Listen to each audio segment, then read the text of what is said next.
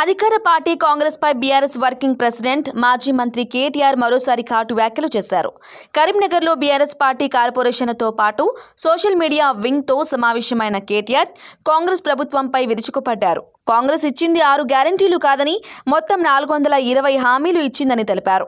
మేనిఫెస్టోలో ఇచ్చిన 420 హామీలు అమలు చేయకపోతే బట్టలిప్పదీసి నడి రోడ్డుపై నిలబెడతామంటూ కాంగ్రెస్ నేతలను హెచ్చరించారు కేటీఆర్. రైతు బంధు రాలేదన్న వారిని చెప్పుతో కొట్టాలని మంత్రి కోమటిరెడ్డి వెంకటరెడ్డి అన్న మాటలను గుర్తు చేసిన కేటీఆర్ మరి రైతు బంధు ఇవ్వని వాళ్లను ఏ చెప్పుతో కొట్టాలో ఘాటుగా కౌంటర్ వేశారు. లోక్సభ ఎన్నికల పేరుతో హామీల అమలును వాయిదా వేయాలని కాంగ్రెస్ చూస్తోందని కేటీఆర్ ఆరోపించారు.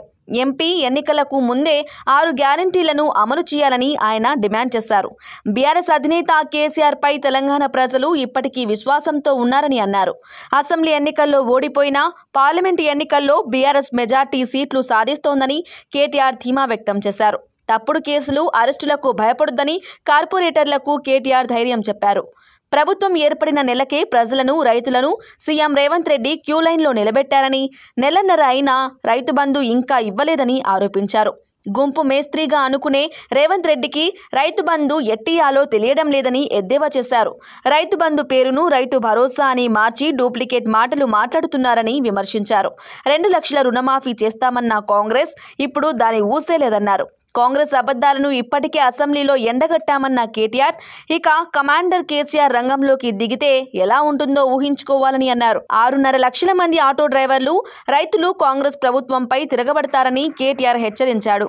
ఇక ప్రియాంక గాంధీ నిరుద్యోగ భృతి 4,000 రూపాయలు ఇస్తామంటే డిప్యూటీ సీఎం భట్టి విక్రమార్క మేము నిరుద్యోగ భృతి ఇస్తామని ఎక్కడా అనలేదని అనటంపై కేటీఆర్ విమర్శలు గుప్పించారు.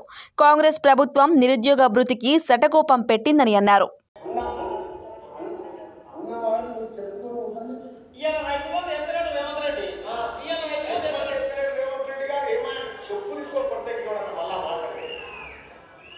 ఆయననేమో కాంగ్రెస్ మంత్రి, ఈయననేమో కాంగ్రెస్ ప్రచార కమిటీ అధ్యక్షుడు మల్లన్న.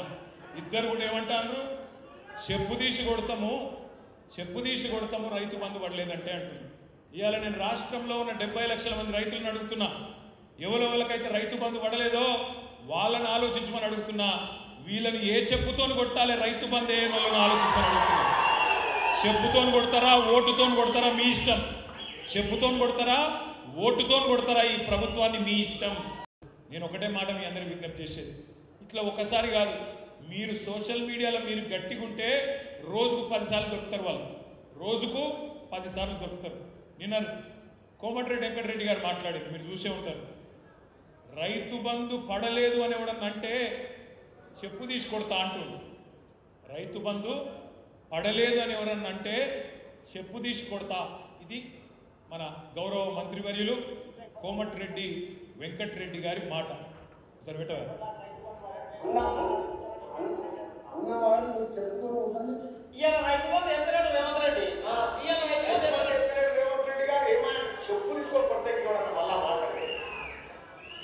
ఆయననేమో కాంగ్రెస్ మంత్రి, ఈయననేమో కాంగ్రెస్ ప్రచార కమిటీ అధ్యక్షుడు మల్లన్న.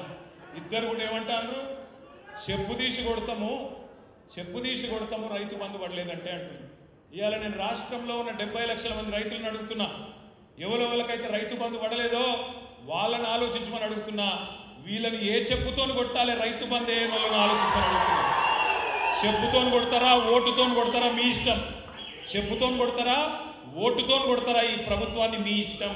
కేసీఆర్ ఉన్నప్పుడు వారం రోజులు వేసిండెట్లా, వీళ్ళకు 2-3 నెలలైనా ఎందుకు వేయలేదు ఆలోచించమని చెప్పి నేను కోరుతున్నా. రైతులు ఆల్రెడీ మంట మీద ఉన్నారు. క్వింటాల్కి 500 బోనస్ అన్నాడు, ఇచ్చిండా? రేపు ఇస్తాడా? ఏప్రిల్లో ఇవ్వకపోతే రైతులు ఊకుంటారా? సీరి సిద్ధ గట్టరు.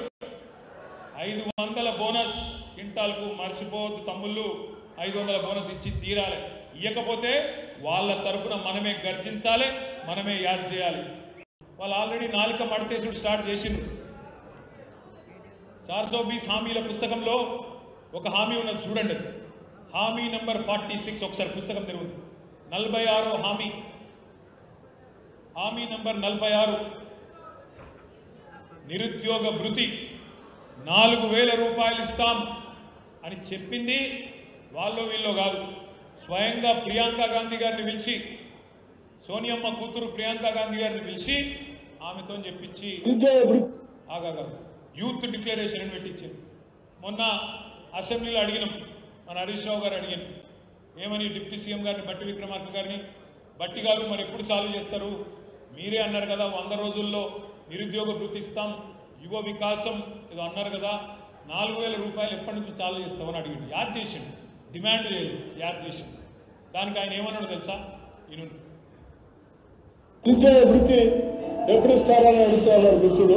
నేను నిరుద్యోగ వృత్తి 6 గ్యారెంటీల్లో కానీ నేను దీంట్లో కానీ చెప్పలేదు. बेरोजगार युवाओं के लिए हर महीने 4000 रुपए बेरोजगारी भत्ता हम कह रहे हैं देंगे. మీరు మళ్ళొకసారి కావాలంటే వెరిఫై చేసుకొని మాట్లాడండి. बेरोजगार युवाओं के लिए हर महीने 4000 रुपए बेरोजगारी भत्ता हम कह रहे हैं. బట్టి గారు స్పష్టంగా చెప్తున్నారు, మేము ఇస్తామని చెప్పలేదండి, మేము ఇస్తామని చెప్పలేదు, ఉద్యోగాలు ఇస్తామని చెప్పినాం, నిరుద్యోగ వృత్తి ఇస్తామని ఎక్కడ చెప్పలేదని చెప్పి హామీ నెంబర్ 46 ఆల్రెడీ తెలంగాణ యువతకు శటగోపం పెట్టే ప్రయత్నం ఆల్రెడీ స్టార్ట్ చేసిండ్రు.